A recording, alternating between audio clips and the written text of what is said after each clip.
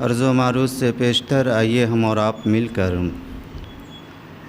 اپنے نبی کی بارگاہ میں والہانہ انداز میں درود پاک پڑھیں۔ اللہم صلی علی سیدنا شفیعنا حبیبنا مولانا محمد بارک وسلم صلو علیہ صلاۃ و سلام علیک یا رسول اللہ صلی اللہ تعالی علیہ وسلم۔ اس مہینہ کے آخری عشرہ میں اعتکاف سنت مؤکدہ میں سے ہے۔ بخاری شریف اور مسلم شریف کی روایت ہے کہ قیامت تک کے مومنوں کی ماں حضرت عائشہ صدیقہ رضی اللہ تعالی عنہا فرماتی ہے کہ حضور صلی اللہ علیہ وسلم رمضان المبارک کے آخری عشرہ میں اعتکاف کیا کرتے تھے، یہاں تک کہ اسی طریقے پر آپ کا وصال ہوا۔ اور ترمذی و ابو داؤد شریف کی روایت ہے، حضرت انس رضی اللہ تعالی عنہ فرماتے ہیں کہ پیغمبر اسلام رمضان المبارک کے آخری عشرہ میں اعتکاف فرمایا کرتے تھے۔ ایک سال کسی وجہ سے اعتکاف نہیں فرما سکے تو دوسرے سال آپ نے 20 دن کا اعتکاف فرمایا۔ یہی وجہ ہے کہ حضرت شیخ عبدالحق محدث دہلوی رحمۃ اللہ علیہ فرماتے ہیں کہ مسلک حنفیہ کے نزدیک رمضان المبارک کے آخری عشرے میں اعتکاف کرنا سنت مؤکدہ ہے، اس لیے کہ حضور اس آخری عشرے میں ہر سال اعتکاف کیا کرتے تھے، یہاں تک کہ اسی طریقے پر آپ اس دنیا سے رخصت ہوئے، آپ اس دنیا سے تشریف لے گئے۔ اس لیے سنت مصطفیٰ پر عمل کرتے ہوئے ہم سب کو اعتکاف کرنا چاہیے۔ اعتکاف کرنا سنت مؤکدہ علی الکفایہ ہے۔ اگر بستی سے ایک آدمی بھی اعتکاف کر لیا تو سب بریو ذمہ ہو گئے، اگر کسی نے بھی اعتکاف نہیں کیا تو سب کے سب مجرم ہوں گے، سب سے پوچھا جائے گا کہ تم نے اس سنت کو کیوں چھوڑا۔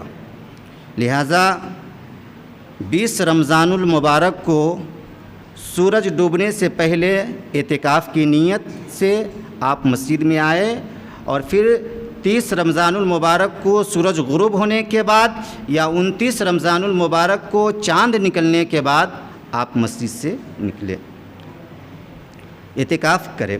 اعتکاف کی بڑی فضیلتیں ہیں، اعتکاف کی بڑی فضیلتیں ہیں۔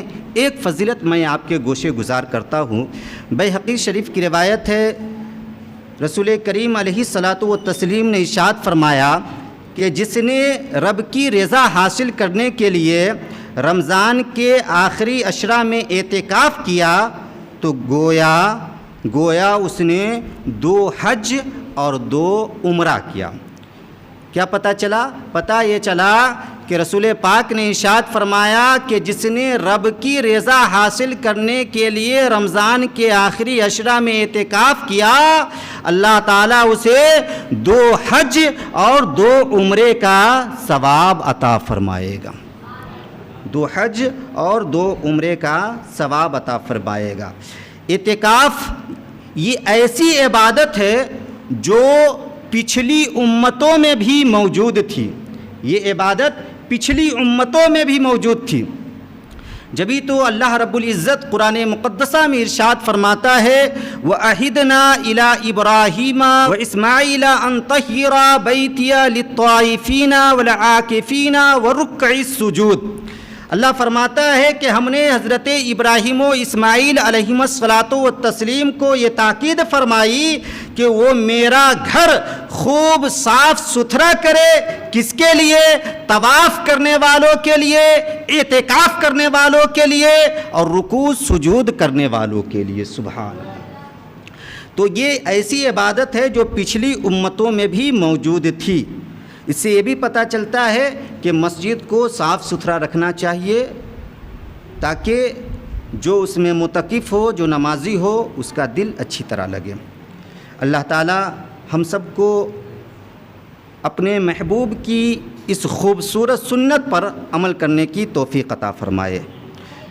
اس کی 3 قسمیں ہیں: اعتکاف واجب، اعتکاف سنت، اعتکاف مستحب۔